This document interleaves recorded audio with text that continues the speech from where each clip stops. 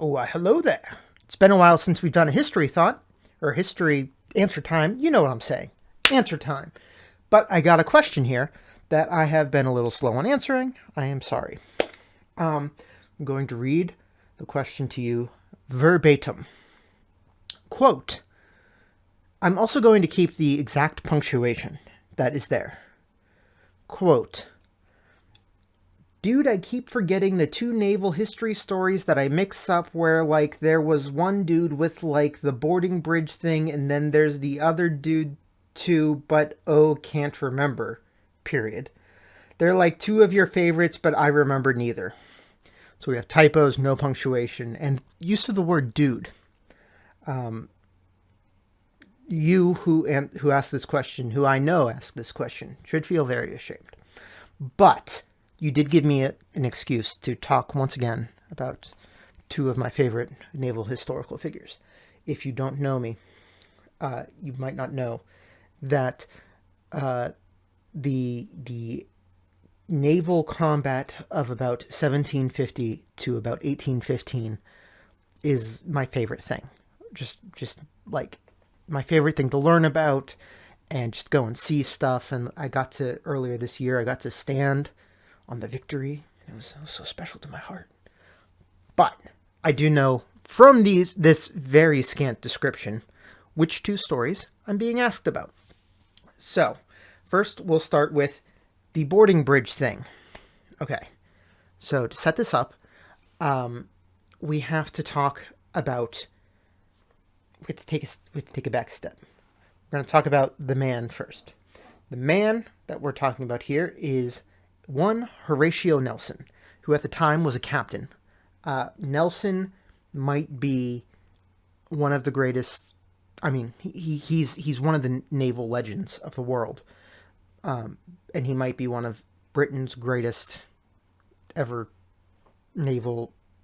I want to call it's not that he was the greatest strategist or the greatest like commander. He just got results. He just could do all the things. And maybe he wasn't the best at any one thing. Maybe he was. But the man just got results. So, let's start with that. So Nelson, at this time, was a captain. So he was in command of a large warship. It was a ship of the line. Now, what that means is, and this is where we have to get to the second part, is the fleet tactics of the era. At that time, the navies had figured out that if you made really big warships that had hundreds of men on them, and each one had, 80 plus cannons, so like 40 aside, and you sailed them lined up, one behind the other, that basically the enemy couldn't get around and blow your line up and capture your ships and sink your ships. And so they started sailing in these big lines whenever they were doing fleet battles. One-on-one battles were a different thing. But these big fleet battles. And so those ships were called ships of the line. So, and that's what they were. They were the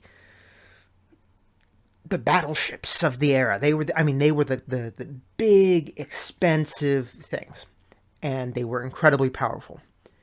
But it had developed over a series of many years that everyone got really good at sailing these lines, and you sail them past each other or around each other, depending on situation. And unfortunately, they were very, very good, and basically nothing would happen. You'd shoot at each other, there'd be some casualties, there'd be some damage, but no one was making effective, strategic gains with these fleet battles. And that was changing right around the time of this battle, where it was starting to be understood that you couldn't just sail past each other and expect to get results. What you had to do is you had to take your line and intersect their line. So they're like this, and you had to take your ships and get through the gap between them, because then you could fire at the long ways across their ships and you could do a lot of damage. Um, anyway, so the Nelson patented boarding bridge is the name of this story, and what uh, naval nerds like me will always respond to it as, or refer to it as. No, not always, but we always smile when we think about it. Okay, so Nelson was a captain. He was not an admiral or a commodore, or he was just a captain. So he controlled a ship. He was in a fleet battle with. So that means that on his side were many ships, and on the other side were many ships. So the admiral in this battle was Lord Jarvis. I'm going to make John Jarvis, Jervis, Jarvis, and then he became known as Lord Saint Vincent because of the Battle of Saint Vincent, which is the battle we're talking about here. He was made Lord of Saint Vincent for this victory.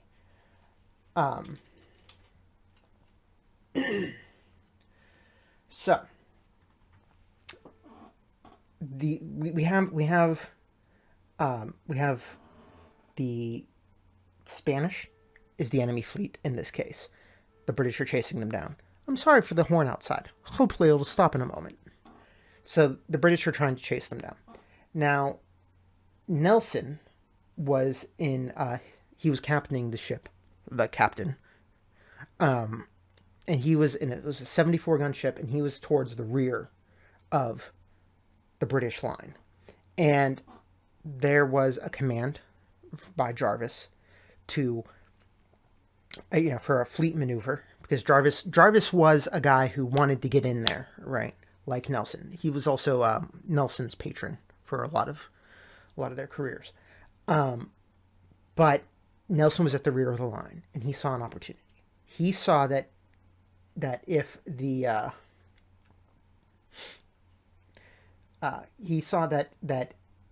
the Spanish were going to get away. The way the Spanish were lined up, they were going to get away unless the British did something right then. So Nelson left the line, right? Now, he was not supposed to do that. He was now unsupported, and he was taking the fight directly to the Spanish fleet, where they had all the Spanish ships together. Well, Nelson was nothing if not aggressive. There's a couple famous phrases of his that get tossed around that I can't speak to the veracity of. Like, I don't know that the sources are solid. However, they really get the mood of the man. And the one is, never mind tactics, just go straight at him. Now, he did do a lot of tactics, but he was very much, he just take the action to where it's going. So, he sends his ship directly at the smaller group of Spanish ships, and sends it right between two ships that happened to be bigger than his. He was in a 74 gun ship. That's how we measure ships of the line. Well, ships in general at this age. It's how many guns they had. Because in order to have more guns, you needed to be a bigger ship. So Nelson was in a 74 gun ship. He sailed right between. Let's see.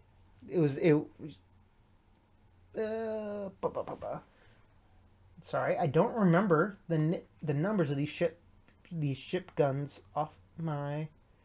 I don't remember the number of the guns on the ship. All right, so he sails it between another 74 and a 64. So, thing. But this group also had, 130 gun ships, a couple 112 gun ships, 84 gun ships. Like, he was by himself. He was crazy. But anyway, excuse me.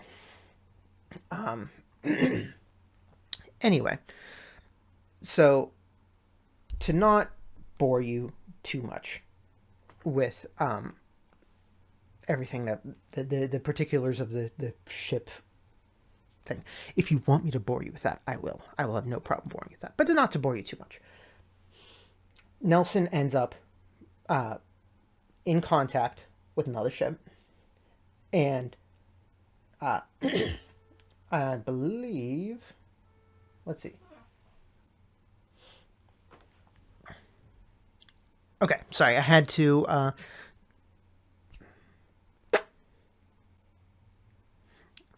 All right, I had to go and double check on the numbers of guns of things because I didn't want to lie to you, and it's hard to remember all the numbers of guns of these ships. Okay, so Nelson's ship's getting battered because he's by himself with a lot of huge ships around, and the other English ships are or British ships are coming and to support. They're just not there yet. So one of the biggest things that Nelson can't do is stop. If he stops, he's dead. Right?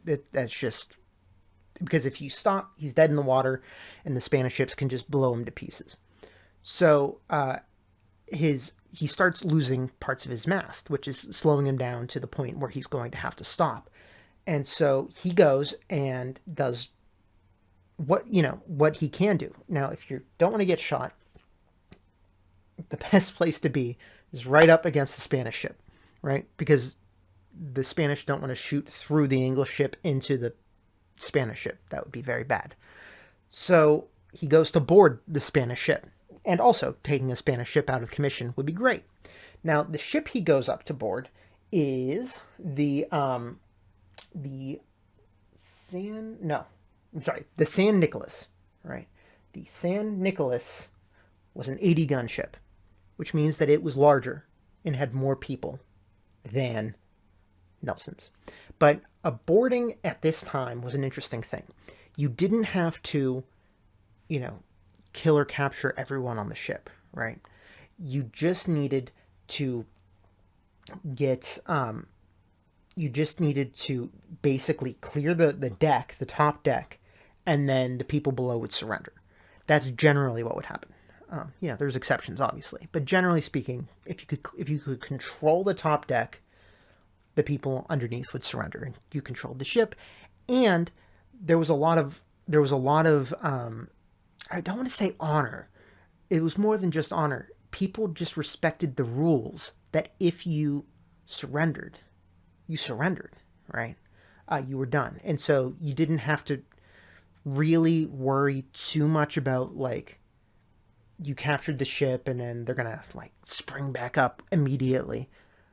They might try to sail away. If a friendly ship liberates them, they might, try to do stuff. But, there was some level of rule following going on. Because they wanted you to follow the rules too. So no one wanted to break the rules.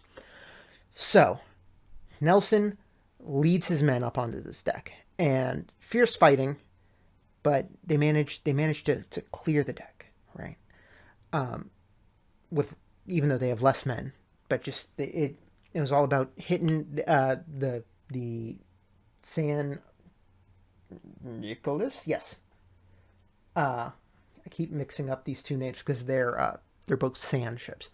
The San Nicolas had been getting battered, right, and it had even been disabled by a broadside, and it bumped into another Spanish ship, ran into another Spanish ship. It was in shambles, so they were able to take advantage of that.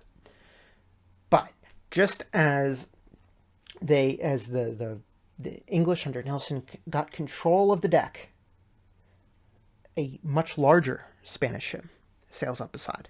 Now, this was the San Joseph, correct? Correct. The San Joseph. That was a 112-gun ship, which means that where the 80-gun ship, was a little bigger than Nelson's, but they could tangle, the 112-gun ship just outclasses Nelson's. Now, it came up on the other side of the first Spanish ship. So we have Nelson's ship, first Spanish ship, second Spanish ship.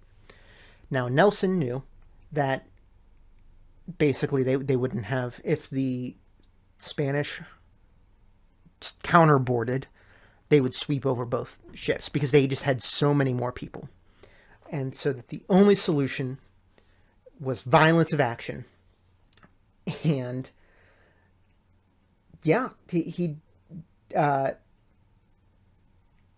the Nelson I believe he said something along the lines of, oh, I don't remember. It was something, follow me, but something pithy and memorable.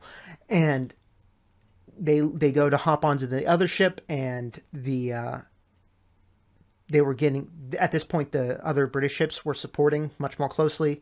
That Spanish ship had taken some hard knocks. As they're coming onto board, the much larger Spanish ship surrenders. Um, Not just because of Nelson, but without Nelson, none of this situation would have happened.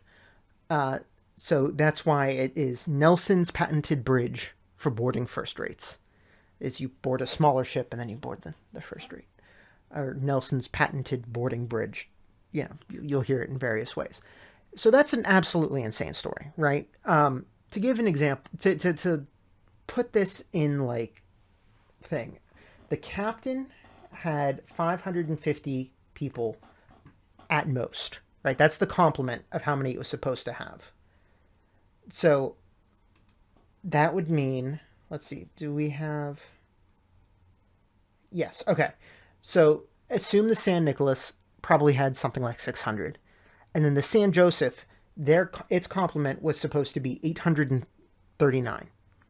Right. So Nelson took more than twice his number, and in terms of like metal throwing, which is the weight of the broadside, right? How if you fire all the cannons on one side, how much metal gets thrown? The weight of that.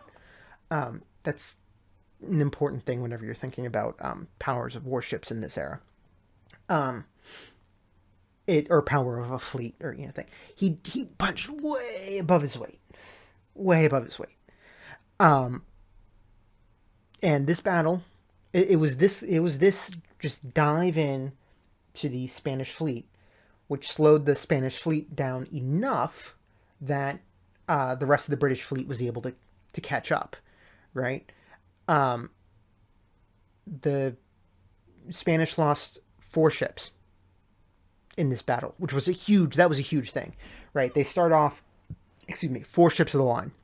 They started off with 25 ships of the line. They lost 4 of them. That's a huge loss, especially in an era when ships of the line were basically never lost, right?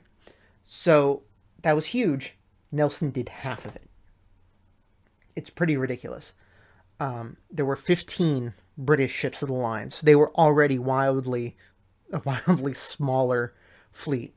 So what they were doing was already crazy, and then Nelson took the crazy to a whole nother level, and it all paid off for everybody. And that's how Nelson's whole career was. You can look at the Battle of the Nile, or Trafalgar, or just Nelson just knew his stuff. He just had the instinct. It was in his bones. He was raised in it. He was just, and he had good captains under him. It was just the whole kit and caboodle worked out. So that's the first story. All right, so the second story. We have to first explain commerce rating. So commerce rating was a valid part of war at the time, but it had rules, okay? So the whole point of it was you didn't want to let your enemy's economy take advantage of the sea, right?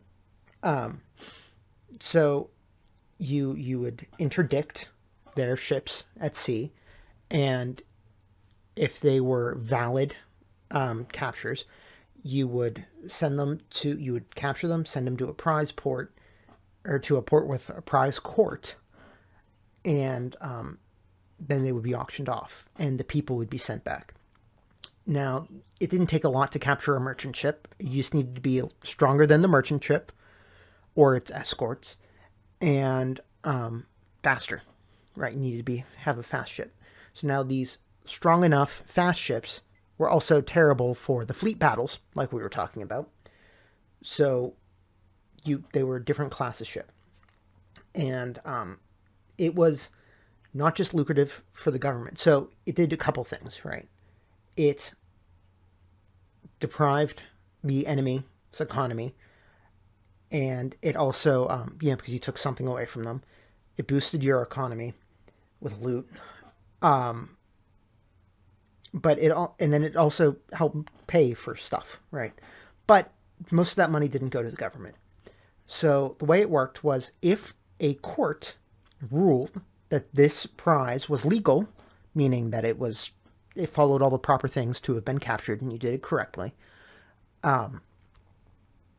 they would auction off the ship and the cargo, and a split of that money would go to the government. A split of that money would go to the command structure, right? And it would sift down. So like some up to the admiralty, some to the commander in chief of the area you were in, and so on down, all the way down to then the last part of the pie was all of the ships that were in sight of the capture. That is Navy ships, proper Navy ships that were inside of the capture. Pardon me. Then divvied it up where the captains took a fraction, and then it was divvied up equally among them. Then it was done for the officers, depending on your rank, and then all the crewmen. So it was very lucrative for everyone involved. There were, crewmen who served big, great tours on commerce raiders that were able to go home and set up a tavern, buy a farm, that kind of thing. Once they were done with their tour. So it was very lucrative. And one of the best commerce raiders there ever was Thomas Cochrane. Now, Thomas Cochrane had an itty-bitty ship and was raiding around the Mediterranean, right? His ship was the Speedy, which just sounds like a tiny ship. It had 6-pound shots. To be clear, a 6-pound shot probably wouldn't even punch through the side of the ships we were talking earlier, like Nelson's Captain. A 6-pounder might not properly go through its sides. Like that's a tiny cannon. It's a tiny cannon. But that was an upgrade from when that ship had 3-pounders. I'm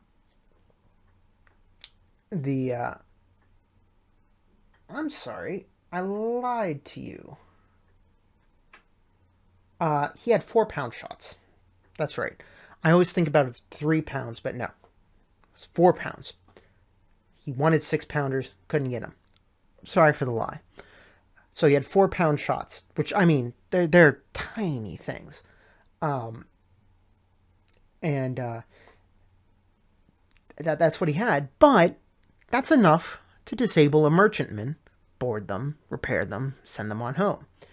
So he was just raiding around the Mediterranean. That was his station. And eventually, the Spanish had enough of this because he was raiding the Spanish coast. So the Spanish government was allied with France at the time. It's the Napoleonic Wars. So they were started, trying to hunt him down because that's what you did. You did counter raiding operations to try to stop that. Well, he was really good at his job, and he kept evading and raiding and things. Well, okay, so finally, one time there was he was cruising, and there was a large enemy frigate. Now, the Speedy is a brig. That's a tiny little boat. I don't want to have to explain to you exactly what all these things are, even though I really want to. But it would blow up this video way too large. So we're going to stick with brig's a tiny boat, frigate's a big boat, ship of the line's a giant boat. So there was a frig, okay? The frigate. So he was in a brig, and there was a frigate. The frigate had 32 guns compared to the Speedy's, what was it, like 8 to 12? It was a tiny, I'm sorry, there we go. 14 4-pounders. So that meant that on a side, you had 28 pounds of iron thrown. I mean, I could throw 28 pounds of iron. That's not as hard, obviously. But, now, the Spanish ship, the Spanish frigate, was a 32 gunner, and it had 8 and 12 pounder guns, and then some 24 pounders, a couple 24 pounders. It had a broadside of 190 pounds. So, you know, we're not talking 10 times, but more than 5 times as much as the Speedy was throwing. Um, the It also, remember we said that the more guns, the more men. The Spanish ship, the El Gamo, had 319 men. The Speedy had 54. So any sane person looking at this would try to run away with a Speedy, right? I mean, your name's the Speedy, right? Um, but there's a reason that we aren't famous commerce raiders, and Cochrane was, because Cochrane saw an opportunity. So what Cochrane did was very crafty, and within the legal limitations of naval combat at the time. I need to be clear about this. So, there weren't radio communications, there weren't anything like that, and there were a lot of ships of a lot of countries sailing around. You had to check flags, check and double check, if you were attacking someone, that it wasn't an ally or a neutral party. And in this case, Cochrane put up an American flag. Now, the rule was at the time, so long as he didn't fire under the American flag, and so long as he raised his British flag before taking any hostile actions, he was legally safe. That was allowable subterfuge on the sea. Okay, that was allowable. So he raised the American flag. The Americans were neutral. The Spanish didn't want to fire on them. However, this ship really looked like the Speedy, so they're going to check it out.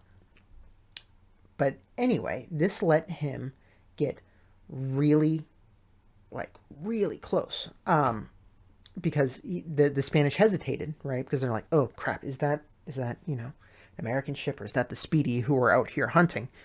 And before they could decide, what it was, he was able to close a lot of the gap to him, because he was in his tiny little ship. Cochrane was charging the giant ship. So you have this giant ship, and it's firing, and it's firing guns, and you have the Speedy coming up. Now, the other thing you have to remember is the Speedy is a small ship. It's very low to the water. Giant ship up higher. Once Cochrane got close enough, the guns of the Spanish ship were too high to hit his ship. They were firing just over his ship. Cochrane, stayed nice if Cochrane was close enough. They couldn't angle them down far enough to shoot down into Cochrane's ship. Cochrane, however, with his little 4-pounders, could angle them very high. Now, what that meant was that he could punch through the side of the ship, but instead of shooting through the ship thing, you could shoot through multiple decks. You could go through the side, cause chaos on the other side, and then have the cannonball punch up through a deck, which is not very thick. So it didn't need a ton of energy to do that too, and cause even more damage. So Cochrane was doing that, and the Spanish are like, we outnumber him, 6-1, men-wise? Let's hop on board. But before he could do that, Cochrane didn't tie together whenever he was staying close. He was just carefully sailing. He'd pull away, so they couldn't hop on board. And so then they'd, start firing on him, and he'd sail around and come up on the other side and start doing the same thing, firing up through and they kept doing this dance. The Spanish would try to board, Cochrane would leave, swing around, keep too close for the Spanish cannons to hit his men, fire up through.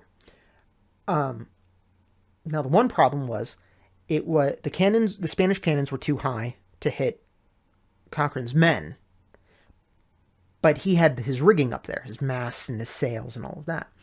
And so those started getting chewed up. And once again, a stuck sailing ship is a doomed sailing ship in a battle situation. So Cochrane had to do, he was faced with a choice. He couldn't fight them like that anymore. He couldn't run away, especially now that he was all cut up. So the two choices would be boarding or surrender. And that's not how Cochrane was. So he boarded with his, basically all of his men. He left one man. He left the doctor on the Speedy. He took the rest of his men that were still up, and he boarded the Spanish ship, which had originally 6 times his number. And at one point he during the hand-to-hand fighting up on the Algamo, he yells down to his ship, which only had the doctor on it, and told them to send up 50 more men, which obviously they didn't have. So then Cochrane did something that was totally allowable, but sneaky, underhanded bastard move, basically. So he called for the doctor, to send up men, which was a lie. He also ordered one of his crewmen to take down the Spanish flag, which is what you would do when a ship is surrendered. So the Spanish men on the ship see the flag coming down. If you keep fighting after that point, you're asking to die for no reason. So they stop fighting because the flag's coming down. They assume it was surrendering. And because they stopped fighting, that meant that the British controlled the top of the ship at that point.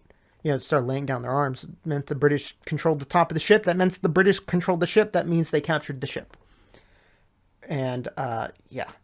So, the British, under Cochrane, had 3 men killed and 9 wounded out of their 54 that they started with. The Spanish had 14 men killed, 41 wounded, which means that they had 55 people wounded or killed, which was more than the entirety of Cochrane's ship, how many men he had total. And they had 261 people captured. So, yeah, that was a crazy battle. Excuse me. So, just to give you context, that's my favorite, encapsulated moment of Cochrane. But Cochrane is so interesting for many reasons. But his commerce raiding time, he also, he got too good at it. And so raiding on the sea wasn't enough. He would actually land and attack, coastal fortifications and blow them up and destroy military supplies. So he wasn't, attacking farms. He was attacking military depots. So, very, even by today's standards, very by the books and the rules. And then would leave before the French or Spanish could show up because if they showed up, they would kick his ass. But he'd get out of there before they could. And so eventually, I think there was something like 10,000 men had to guard posts along the coast where he was.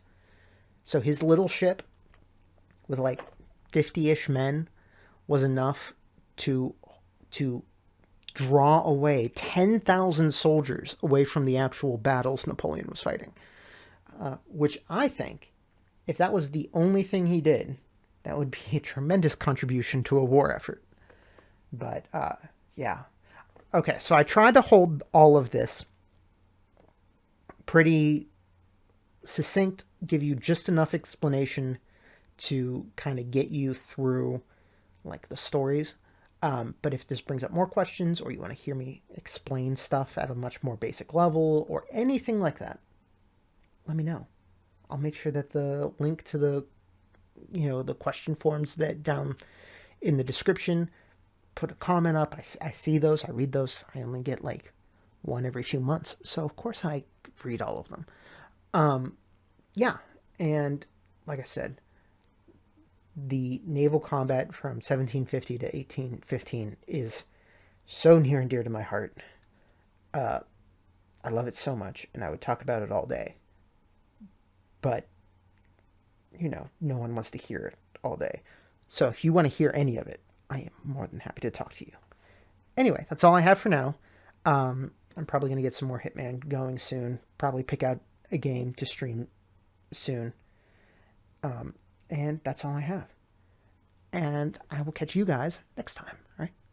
Bye bye.